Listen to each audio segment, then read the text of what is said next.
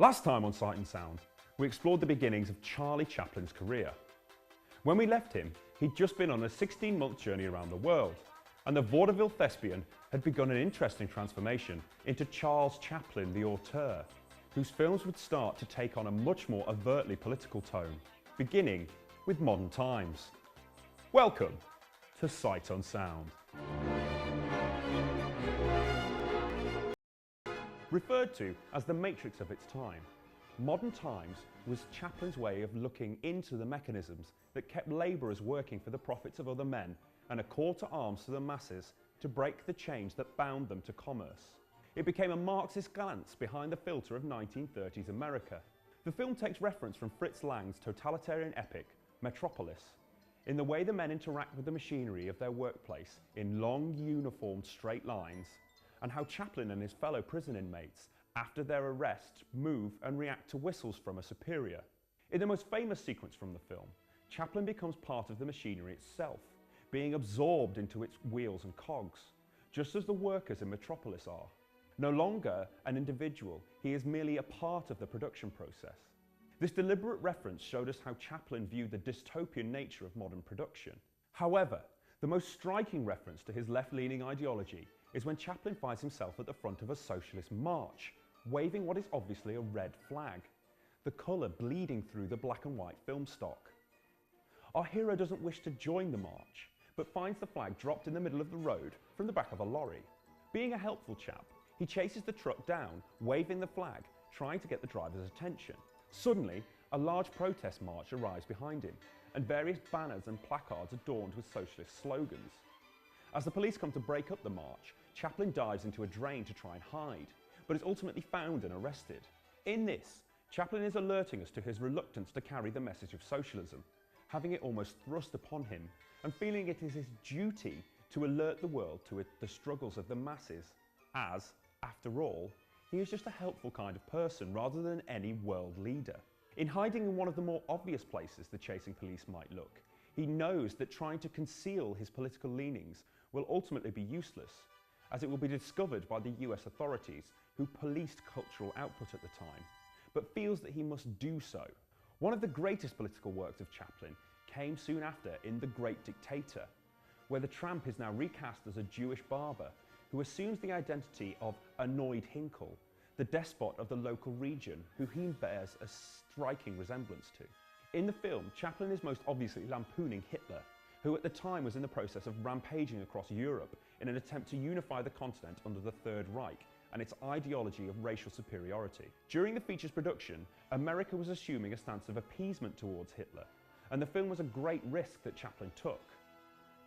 He said of the film, "I was determined to go ahead, for Hitler must be laughed at."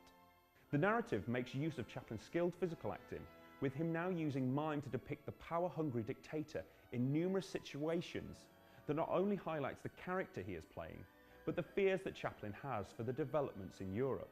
During one scene, Hinkle and another European dictator, representing Mussolini, are sat in barber chairs, each cranking their seat further towards the ceiling until Hinkle's is as high as it can go. A simple representation for the hunger for superiority, but also a depiction of their counterparts in Europe, and who ultimately Chaplin believes will be victorious at the expense of the other. The most visually haunting scene features Chaplin's Hinkle dancing with the globe in his office, lovingly staring at the continents that he has yet to take, while balancing it across his shoulders, arms and buttocks as if playing with a toy.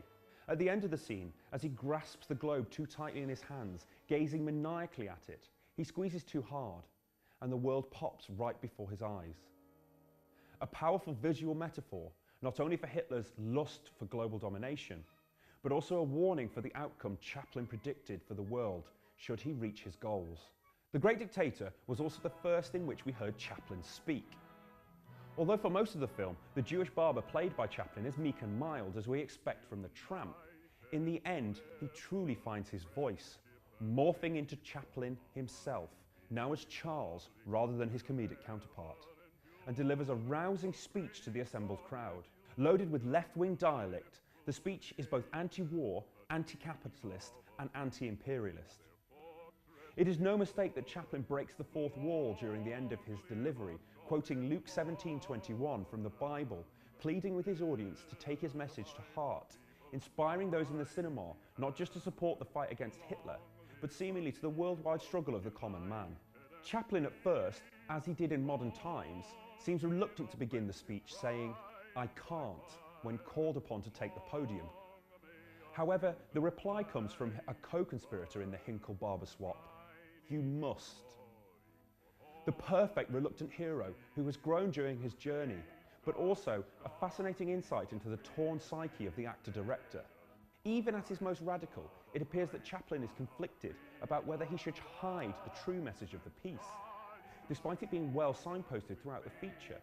Although it's true that Chaplin only grew from Charlie the Tramp to Charles Chaplin during one of the final features of his career, his Marxist ideals leaked through every piece of stock that he put in the can. Born into poverty, all of his work looked back on his own personal history, which saw him spend time in the workhouses of Victorian Britain, sometimes with the nostalgic filter of vaudeville, other times with a crushing realism similar to the British New Wave. Either way, Chaplin seems to be an anomaly in the Hollywood system of the time. Both capitalist and communist, both comedian and thinker, both Charlie and Charles. So, what do you guys think? Was Chaplin a reluctant Marxist by the end of his career, with his newfound ideology informed by his impoverished childhood and extensive travel in newly socialist Europe? Or is it impossible for a Hollywood auteur to show any extreme leftist philosophy when working in one of the largest capitalist machines in the Western world? Leave us your thoughts in the comments below, and don't forget that you can like and subscribe over there and over there.